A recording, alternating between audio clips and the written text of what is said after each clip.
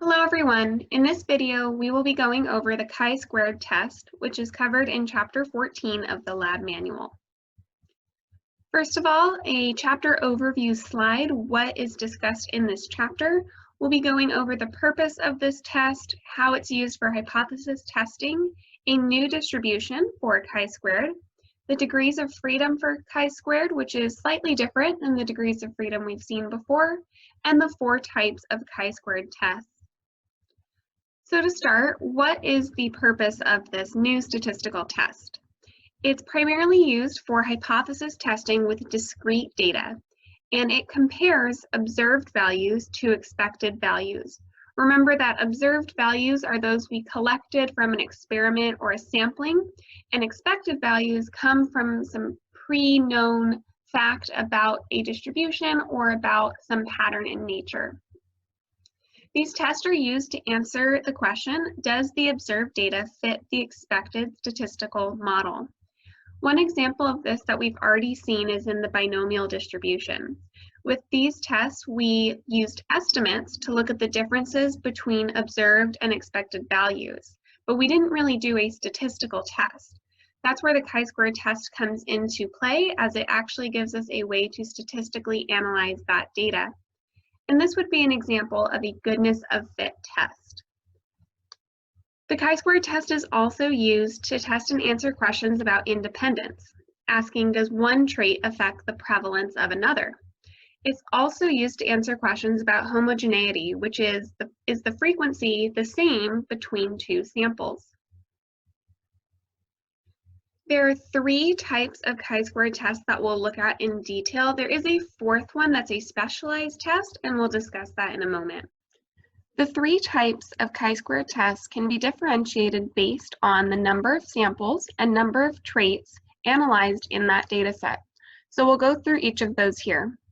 In the goodness of fit test, we are looking at 1 trait within 1 sample, and we're looking to answer the question, does this trait fit a specified statistical model? In a test of independence, we are now looking at 2 traits in 1 sample and asking if these 2 traits are independent in this population. Finally, in the test of homogeneity, we are looking at 1 trait in 2 or more samples and asking the question, is this trait homogeneous across these populations or samples? I recommend using this table as a guide to determine which chi-squared test you should use for that data set. Like the F-test, the chi-squared test has its own hypotheses. The statistical null hypothesis is that the observed frequencies of the data match the expected frequencies. This is the hypothesis that is actually tested in the chi-squared test with Excel or R. However, this is not the same as the conceptual hypotheses, which are different for each test. For a goodness of fit test, the null hypothesis is that the observed frequencies match the expected frequencies. So in this case, the conceptual hypothesis is the same as the statistical hypothesis. The alternative hypothesis for the goodness of fit test is that the observed frequencies do not match the expected frequencies. In a test of independence, the null hypothesis is that the variables of interest are independent. The alternative hypothesis is that these variables of interest, or these traits, are not independent. Finally, in a test of homogeneity, the null hypothesis is that the proportion of the population or sample with this trait is the same between samples, or homogeneous. The alternative hypothesis is that the proportion of the population with this trait is different between samples, or heterogeneous between samples. Chi-squared tests are always one-tailed. They are one-tailed to the right, and because of this, when we find that our chi-squared calculated value is greater than or equal to our chi-squared critical value, we reject the null hypothesis. If it is less than the critical value, we accept the null hypothesis. And this is demonstrated with this graph here, showing the right one-tailedness of the chi-squared distribution. To read the chi-squared table, you need the alpha and the degrees of freedom for the problem. Alpha is shown on the top row of the table, and the degrees of freedom is shown in the first column. There are three basic steps to all of these chi-squared tests. The first is to calculate the observed frequency and the expected frequency. The second is to calculate your chi-squared calc value with the formula shown here. Chi-squared calc is equal to the sum of each observed value minus the associated expected value squared divided by that expected value. The formulas shown here are the same, one is just more condensed than the other one. Finally, step 3 is to compare the chi-squared calc to the chi-squared crit based on the table or found using Excel, which we'll see in this video, to accept or reject the chi-squared null hypothesis, which you would then apply to the biological hypothesis. The next topic we'll cover is the degrees of freedom for these three chi-squared tests. This is an interesting topic. As you can see in this slide, the test of independence and test of homogeneity are grouped together, but the goodness of fit is split. This is because the goodness of fit degrees of freedom depends on if you are given the expected values for that expected frequency or probability. If you are given those values, the degrees of freedom is equal to G minus 1 minus R, but R is 0, so this is reduced to G minus 1. G is the number of groups you are comparing, and we'll see this demonstrated in the Excel examples. If, on the other hand, you are doing a goodness of fit test and you have to estimate some parameters from the data to get the expected values, R changes to the number of estimated parameters. In binomial, the number of estimated parameters is 1. It is also 1 for Poisson, but it is 2 for normal distributions. Therefore, you would plug in the R to the G minus 1 minus R formula to find the degrees of freedom. The degrees of freedom for the test of independence and test of homogeneity is different than that for goodness of fit. In these cases, the degrees of freedom is equal to R minus 1 times C minus 1, where R is the number of rows and C is the number of columns. As I mentioned earlier, there is a special case of the chi-square test, and this is with 2x2 tables. The chi-square distribution is not as accurate when there's only 2 categories and 2 factors. Therefore, we have to do a different type of test.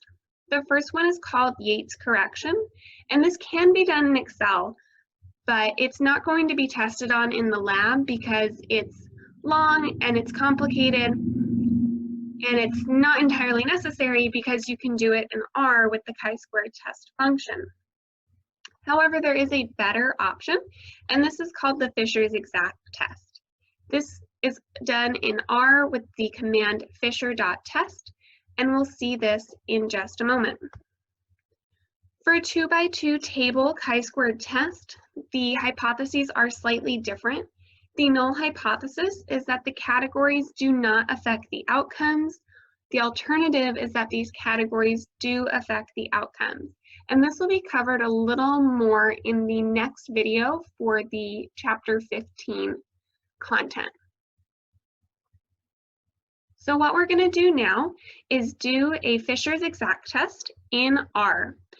And this will answer a question about if behavior affects certain health outcomes. So first, let's take a look at the data for this problem, which comes from page 159 in the lab manual. In this problem, the outcomes, sick and well, were measured for risky and normal behavior. The data is shown down here with 90, 80, 10, and 20 in this 2x2 table.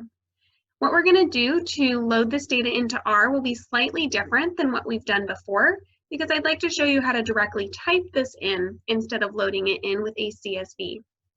So now let's open RStudio, and I'm going to open a new script.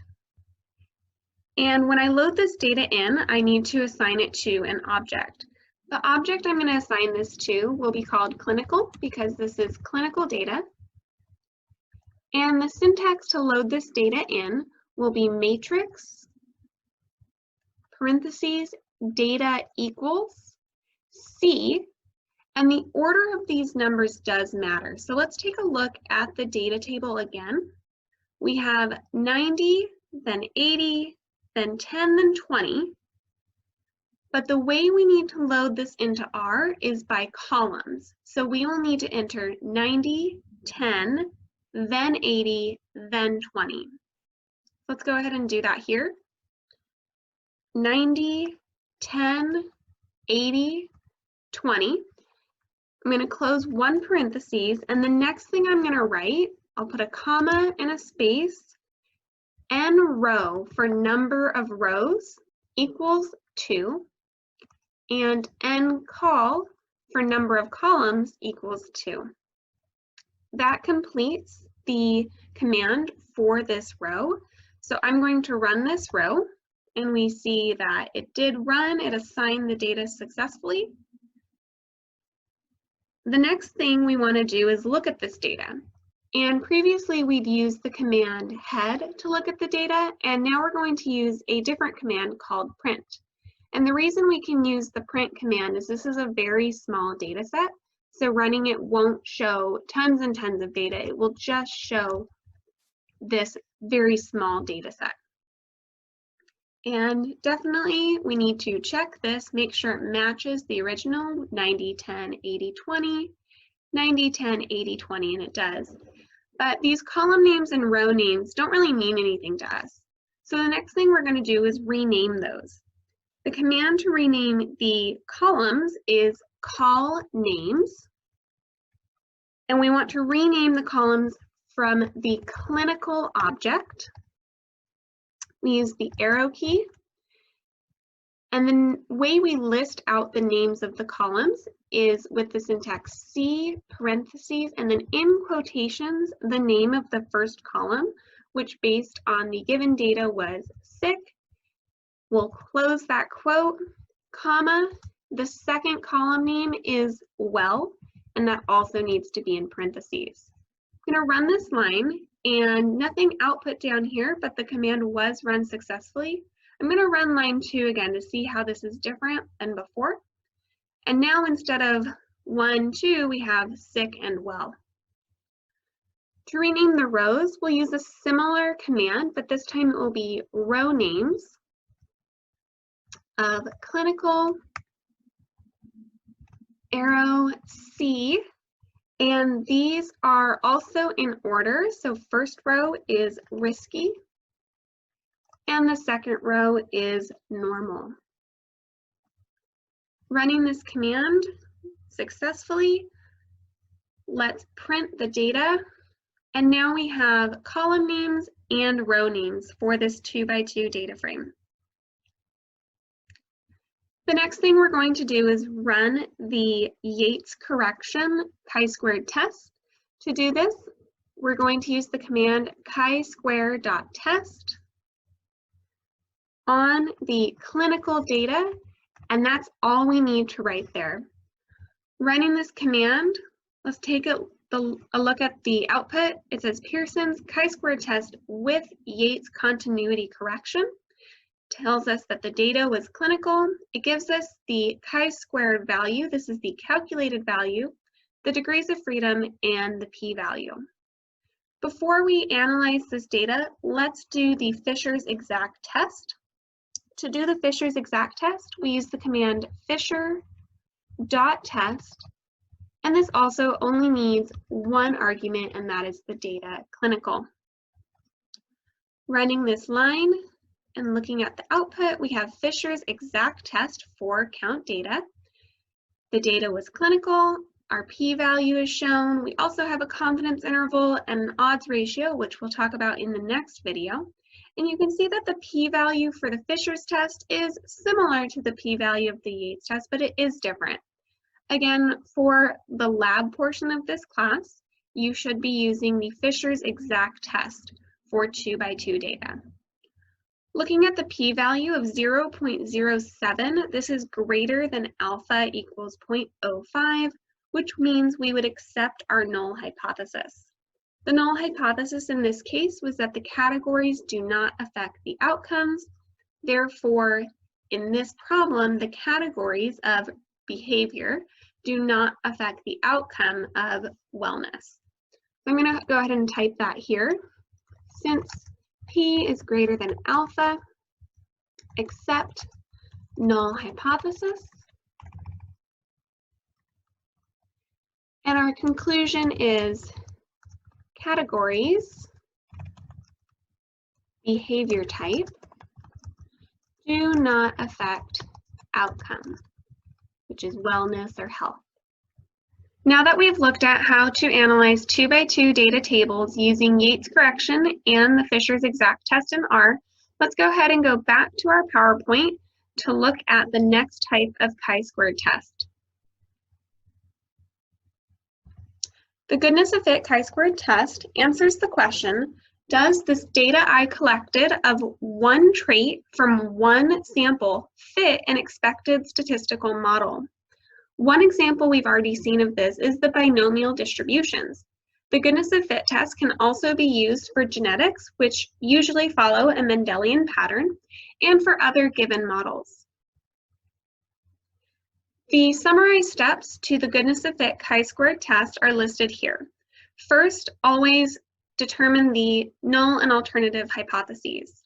Simply put, the null hypothesis for a goodness of fit test is yes, the data does fit the expected model. The alternative is no, the data does not fit this expected model. We calculate the degrees of freedom using G minus 1 minus R. Remember that G is the number of groups and R is the number of estimated parameters. We then calculate the expected proportions and frequencies using tools we've already used. We then calculate our chi-squared calculated value, compare that to our chi-squared critical value, and finally calculate the p-value and make statistical and biological conclusions. The next thing we're going to do is 2 worked examples in Excel, answering questions about do these data follow the expected distribution. The first problem will look very familiar, and I just want to note here that we're going to go through all 3 types of chi-squared tests in Excel first, and then we will do them in R. At this point, I'm going to open up the lab manual one more time and scroll down to page 160. This is the first worked example for the goodness of fit test. This problem should look very familiar because it is the same data from the binomial distribution chapter regarding the infected insects. In this problem, 5 insects were sampled at a time to see how many of them were infected with mites. We have the number of infected insects and the observed frequencies of that number of infected insects. The first thing we want to look at is how did we know this problem should be a goodness of fit chi-squared test? I've built this table here to help us go through which type of test should be done. And the first thing we should look at is how many traits were examined in this problem. In this problem, the answer is 1, and that trait is insects infected with mites. We didn't look at any other traits for these insects. The second thing to consider is the number of populations. Here, that is also 1. It's 1 sampling of insects. Because there's 1 trait and 1 population, this tells us to use a goodness of fit test. Once we know what type of test we should be doing, we always want to determine our null and alternative hypotheses. The null hypothesis in this case will be that the data fits the expected distribution, and since this is a binomial distribution, we'll write the data fits a binomial distribution.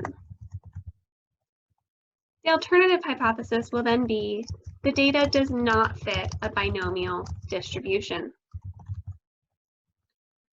Now we'll find that some of the skills we already have from the binomial distribution problems will come into play.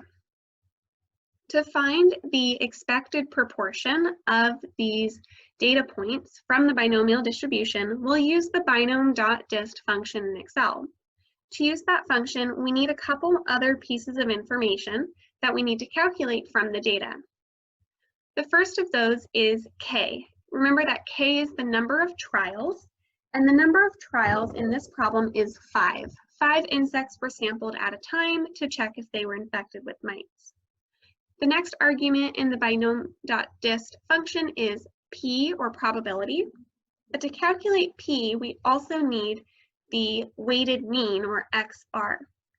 To find X bar, we're going to use the formula seen in previous chapters, which is the sum of each value times the frequency divided by the total number of samples. The total number of samples can be calculated using the sum function with the observed frequencies, and we find that that is 30. 30 is our N value. I'm going to do a new column here and call it X times F in order to calculate the weighted mean. So this will be equal to X, the number infected, times F, the observed frequency. By dragging and dropping this, we can get that value for all 6 rows. Now to find X bar, we'll need the sum of these values divided by N.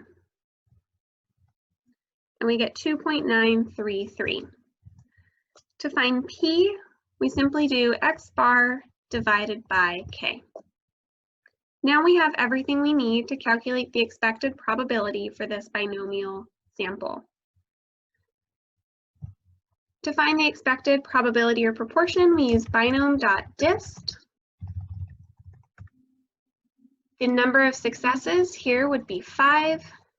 The number of trials is K, or 5, and I'm going to anchor that value using the F4 key, or you can type in the $signs. The next argument is the probability of success, which we found here. I will also anchor that value. And the last argument is whether this is a cumulative or non-cumulative probability. Here we're only interested in the probability of that one value, 5, so we use false. As always, we can drag and drop to copy that formula through all the rows, and the sum of these expected proportions should always be equal to 1. To calculate the expected frequency, we multiply the expected proportion by the total number of observations, which I will also anchor. When I drag and drop that value and sum them up, this should always be equal to the total number of observations. This is all hopefully familiar from the binomial distribution chapter. The next portion will be to statistically analyze this data using the chi-squared contribution. To find the chi-squared contribution, we use a new formula, which is observed minus expected squared divided by expected. What this looks like is we need a parentheses for our numerator, and this is observed frequency minus expected frequency, close parentheses, and we're going to square this. To square, we use the caret symbol, 2 divided by expected frequency. We don't need to anchor any of those values, so we can immediately drag and drop those values.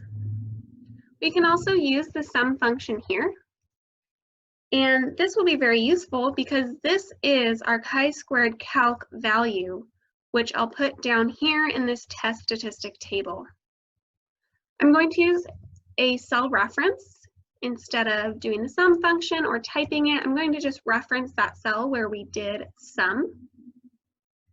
Now to find our chi-squared critical value to compare our calculated value to, we need degrees of freedom. For goodness of fit, the degrees of freedom is calculated using G minus 1 minus R. In this problem, G is 6, and this comes from the different types of observations. Here we have 1, 2, 3, 4, 5, 6 different types of observations. So I'm going to go ahead and type that here, 6 types of observations. R for binomial is 1. The parameter we estimated was x bar, or the weighted mean. You can also choose to just memorize this from the table, where binomial and Poisson R is 1 and normal distributions R is 2. Now we can calculate our chi-squared degrees of freedom. This is equal to G minus 1 minus R, and we get 4. Alpha, generally we're using 0.05 unless told otherwise. To find the chi-squared critical value, we're going to use a new function, but it's similar to ones we've already seen. This is chi-square dot inv dot rt, because we are only using the right-tailed chi-squared distribution. Probability is alpha, 0.05, and degrees of freedom, which we calculated right here. And we get a chi-squared critical value of 9.487. Comparing chi-squared crit to calc, we find that our calculated value is greater than our critical value, meaning it would be in that region of rejection. We can also calculate the p-value using a function similar to ones we've seen before. This will be chi-square.dist.rt, because again, this is a one-tailed problem. X is our chi-squared calculated value, and the second argument is the degrees of freedom. Here we see p is less than our alpha of 0.05, also indicating for us to reject the null hypothesis. Our statistical conclusion, therefore, is reject the null hypothesis. Our null hypothesis was the data fits a binomial distribution. Therefore, our conclusion is data does not fit a binomial distribution. The next thing we'll do is look at a second goodness of fit example. This problem is on page 161 of the lab manual, so I'll scroll down and we'll take a look at that first. And this is a goodness of fit test for Mendelian segregation of phenotypes for fruit fly data. And what they've got here is a wild type fruit fly, a fly with normal eyes and curly wings, a fly with white eyes and normal wings, and a fly with white eyes and curly wings. And if you read this problem, we'll see that the curly wing and the white eye phenotypes are recessive to the normal wings and normal eyes. Knowing our patterns of Mendelian segregation, we already know the expected proportions for a dominant-dominant phenotype, a dominant recessive, a recessive dominant, or a recessive phenotype. Let's take a look at how this plays out with the data. So we're given the number of flies with each of these phenotypes. The first thing we need to do with our goodness of fit problem is determine our hypotheses. And I've already listed out why we're using a goodness of fit test here. In this example, we are using a goodness of fit test to test the hypothesis that the data fits a Mendelian pattern. The alternative being data does not fit Mendelian pattern. Now we can go back and calculate our expected proportions, frequencies, and chi-squared contribution. As I said, we already know the expected proportions based on a 2-trait Punnett square. We expect to find 9 out of 16 of the offspring to be dominant-dominant. We expect to find 3 out of 16 to be dominant for one trait. We expect the same for the other trait, 3 out of 16. And for a double recessive phenotype, we expect to find 1 out of 16. Now we can calculate our expected number or frequency by multiplying the expected proportion by the total number of observations. To find the total number of observations, we need to sum the individual observations. We see that's 500. So the expected frequency for a dominant-dominant phenotype is equal to the expected proportion multiplied by the observed number of samples. I'm going to anchor that value in. And just like you can drag and drop down, you can also drag and drop to the right. And let's go ahead and sum these up as well. I'm actually going to copy this function and paste it in both of these rows. And we see that the expected proportion should always equal 1, and expected number or frequency should be the same as the original. To calculate the chi-squared contribution, we're going to use the same formula as before, which is observed frequency minus expected, squaring that, and dividing the entire thing by the expected number. Dragging that over to fill all the cells, and we can sum these as well by copying and pasting that formula. And remember, the sum of the chi-squared contributions is the chi-squared calc. So I'm going to go ahead and reference that to this cell here. To find the degrees of freedom for a goodness of fit test, we use G minus 1 minus R. Here, G is 4. There are 4 types of observations, and these are the dominant-dominant, dominant-recessive, recessive-dominant, and recessive-recessive. So I'll make a note of that here. 4 types of observations. And in this case, R is 0. We did not estimate any parameters for this problem.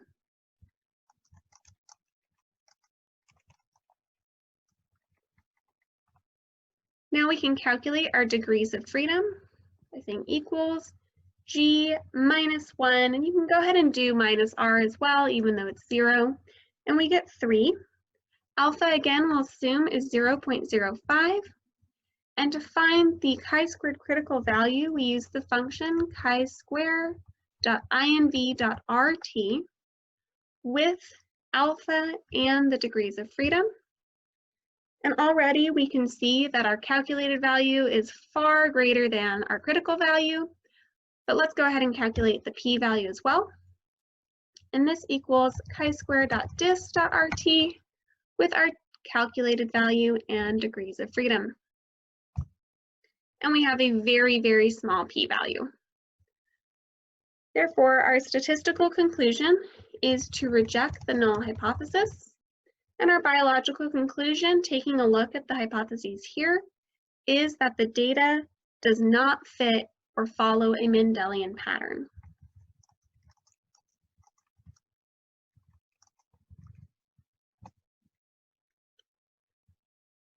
The next thing we'll do is go back to the PowerPoint and take a look at the test of independence.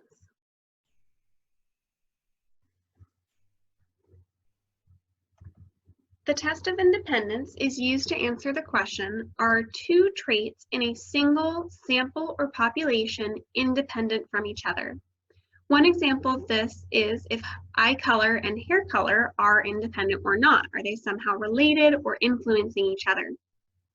The quick steps to these are very similar to the goodness of fit test.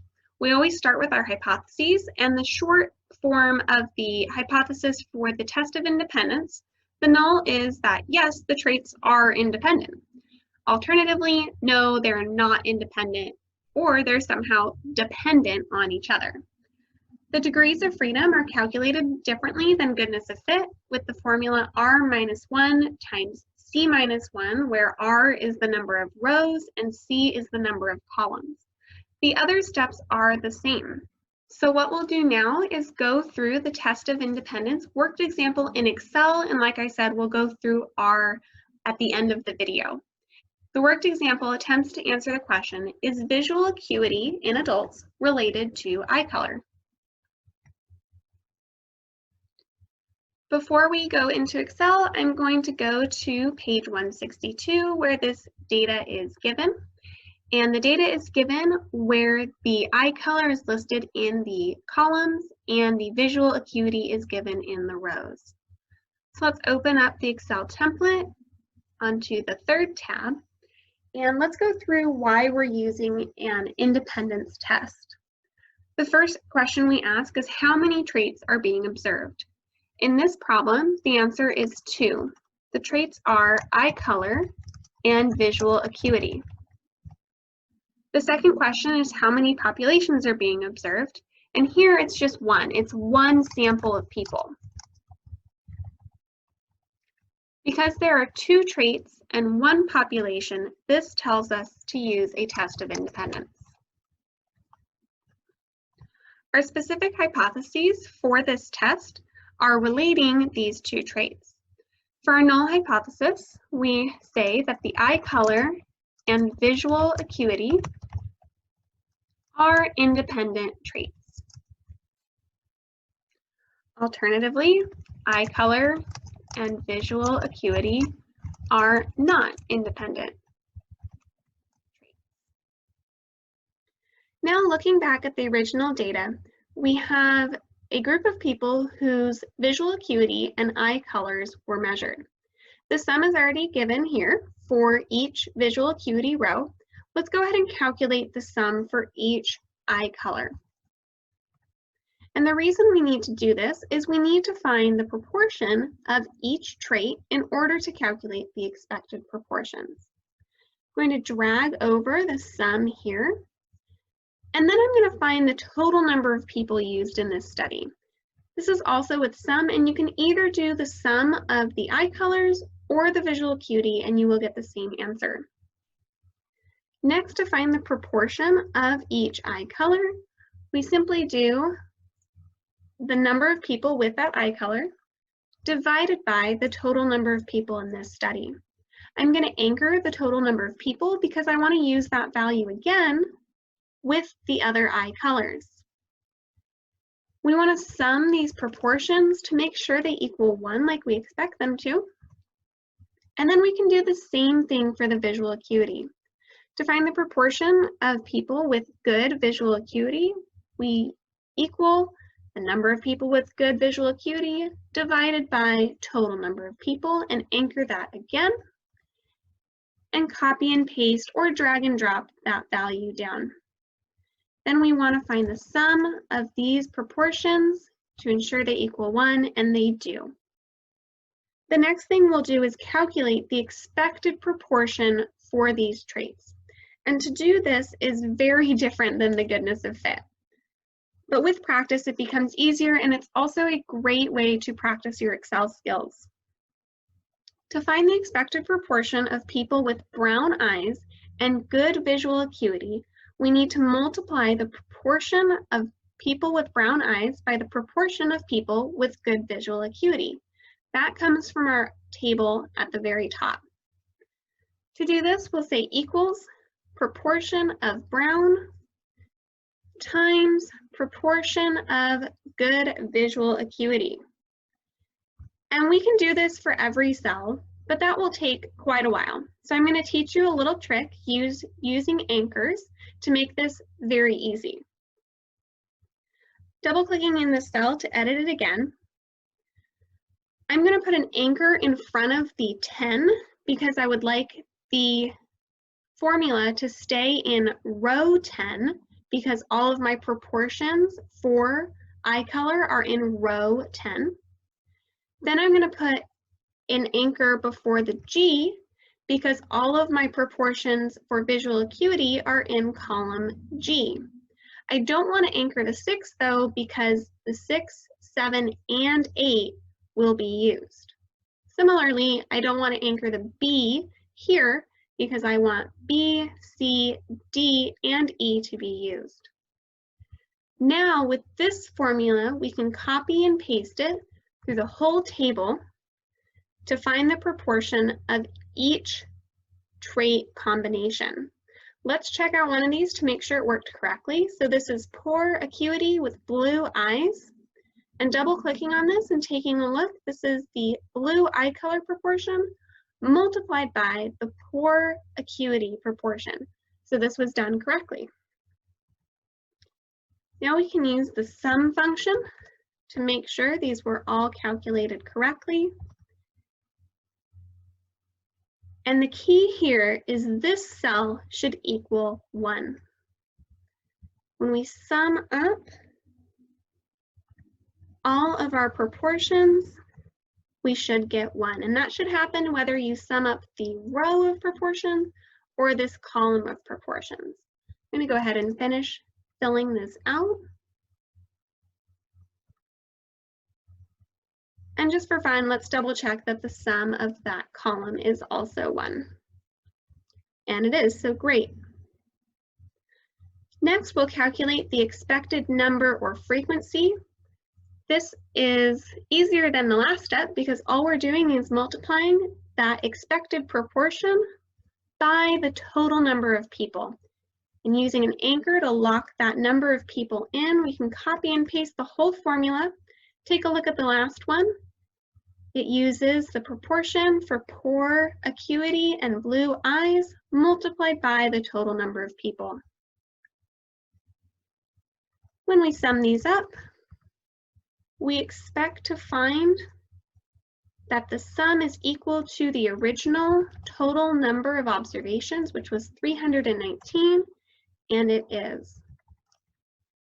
So I'll fill out the rest of this table. And almost done, we'll calculate the chi-squared contribution the same way as we did with the goodness of fit. This is equal to the observed frequency back from the original data minus the expected frequency that we just calculated, that value squared divided by the expected frequency. We don't need anchors here because we do want these formulas to change in each cell. I'm going to copy and paste that formula, and then I'm going to sum them up just as I did before.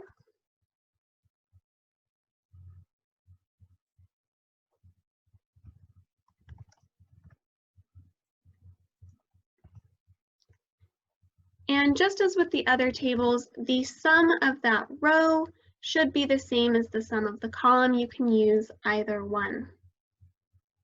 And we'll double check here.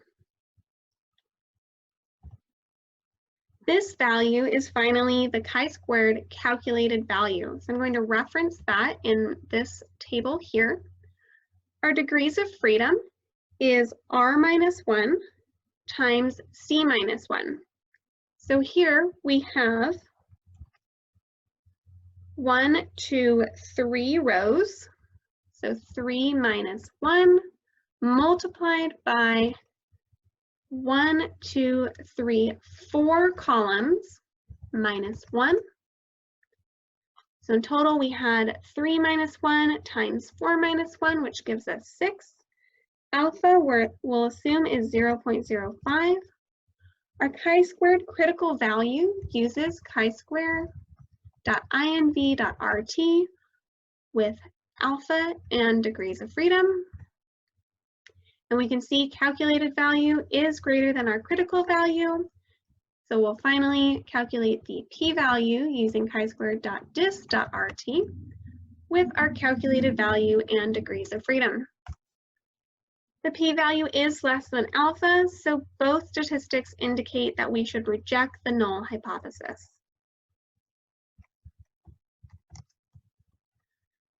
Our null hypothesis was that the eye color and visual acuity are independent traits.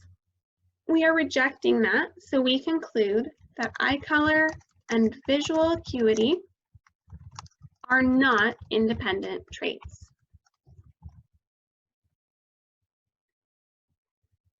Now that we've completed this test of independence example, we'll go back to the PowerPoint for our final chi-squared test. This is the test of homogeneity. This test answers the question, is this one trait homogeneous across 2 or more samples or populations?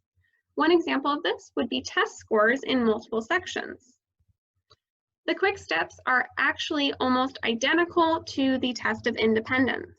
The only difference here is our hypotheses. The null hypothesis for the test of homogeneity is that yes, the traits are homogeneous. The alternative is that no, they are heterogeneous or not homogeneous. With that said, let's go ahead and open back up the Excel template. And here we have a homogeneity test for sex and visual acuity. So this is measuring the visual acuity in males and females in a population. Let's take a look at why we would use a test of homogeneity for this problem. First of all, how many traits are being looked at? In this problem, only one trait, visual acuity, is being observed. The next question is how many populations? Here it is 2, and that is males and females. They're separated out from the group. This would tell us to use a test of homogeneity. Our hypotheses for this test, the null is that visual acuity scores are homogeneous in males and females. The alternative hypothesis is that visual acuity scores are either not homogeneous or heterogeneous in males and females.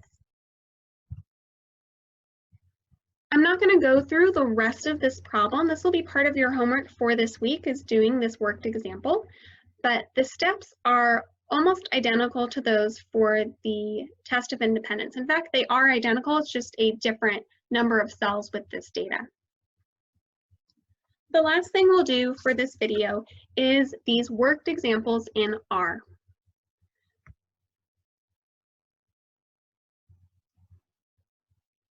Now in R, I'm going to go a little bit out of order and save the goodness of fit test for last. So first, in the script, let's make some space and let's label this as test of independence is where we'll start. Let's get the data and load it in with a CSV. So remember, to do that, we'll take our original data, and this is going to be different than what we've seen before. We are going to keep the row names as well as the column names. Be careful to only copy the original data, not the sums or proportions for the test of independence problem. Copying that and opening a new Excel file.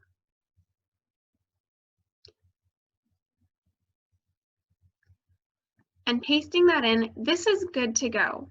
We've talked about that R only likes column-based data, and this will still be true because we need to save this as a CSV.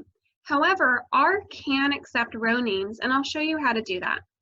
First, I'm going to go ahead and save this, and I'm going to save it to my desktop. And this I will call independence. Remember, for R, it does need to be a CSV, and that is this comma delimited or comma separated values file type.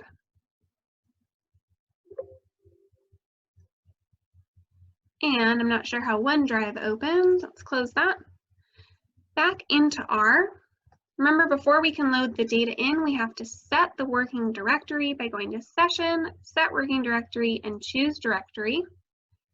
And I saved mine to my desktop, so I will open my desktop folder. Now when I load this in, I'm just going to abbreviate and use a variable called ind for independence. And I'm going to use read.csv. I called this file independence.csv. We already know the argument for header equals true if we have column names. But to tell R that our data also has row names, we need to set one more argument. This argument is row.names equals, and this is actually going to be 1. 1 tells R that this data does have row names. Let's run this line. And just like we did with the 2x2 tables up here, instead of using the head command to just look at some of this data, we will use the print command to look at the entire data we just loaded in. And by doing that, we see that this looks exactly like the CSV we imported We have row names, and we know these are the row names because there's no column name here. And we have our column names with all of our data. To do the chi-squared test, all we need to do is the function chi-squared.test with the data ind. Running that, we ran a Pearson's chi-squared test. It gives us our chi-squared calculated value, the degrees of freedom for the problem, and the p-value. And taking a look at our Excel sheet for this problem, we see that our calculated value, degrees of freedom, and the p-value match. Next, let's do the test of homogeneity. And the reason I'm going to do this one next is it is almost identical to the test of independence. So going back into the template to grab this data with the male and female, the good, moderate, and poor visual acuity, and remember we don't want the sum, I'm going to copy that and I am going to make a new file, paste, and I'm going to save this one also to the desktop, but this one I'll call homogeneity. It also needs to be a CSV file. In R, our working directory is already set to the correct place, so we don't have to set it again. And for this one, we'll just use HOM for homogeneity, and we'll use read.csv. This one we called homogeneity.csv, and this same as with the test of independence, we need to set the header equals true and row.names equals 1. When we print out this object, HOM, we see the exact same type of table with row names and column names. To run the test of homogeneity, we also use the chi-square.test function with the object. And here we have our chi-squared calculated value, degrees of freedom, and our p-value. The last one we'll do is the goodness of fit test. And like I said, this one is different than the other two, which is why I saved it for last. To do this one, let's go back to our binomial data.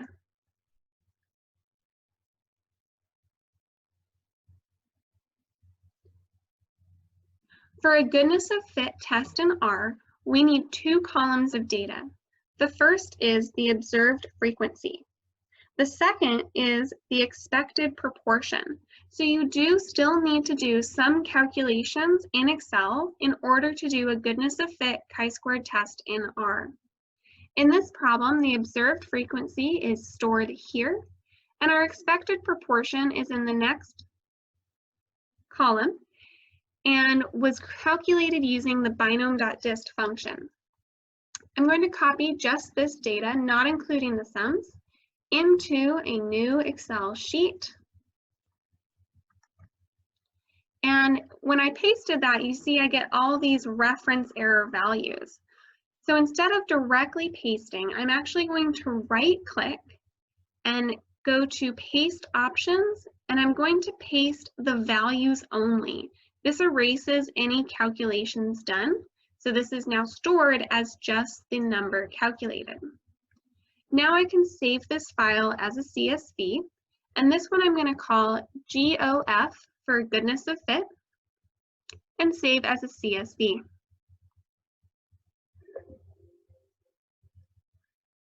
In R, again, we don't have to reset the working directory. We just need to load in the data and run the test. So this one I'll also call GOF for goodness of fit, read.csv, goodness of fit.csv, header equals true, and remember this doesn't have any row names, so we don't need to use the row.names argument. Let's take a look at this data, and here we can use print as well since it's a very small data set. And we see our observed frequency and expected proportion. What's important to note here is that R doesn't like spaces very much. It replaced the spaces with periods. And that's important to note if we're calling the columns, which we'll see in this next function. We will also use the chi-square.test function for this data, but the input is slightly different. The first argument is the goodness of fit column of the observed frequency. The second argument, we need to set the probability. To do this, we say P equals goodness of fit column expected proportion. When we run this test, we see that the chi-squared test for given probabilities was run. Our calculated chi-squared value is 12.57, degrees of freedom is 5, and our p-value is 0.027. Let's take a look at our Excel sheet to see how these match. And you'll notice that while the calculated value matches, the degrees of freedom and probability are slightly different.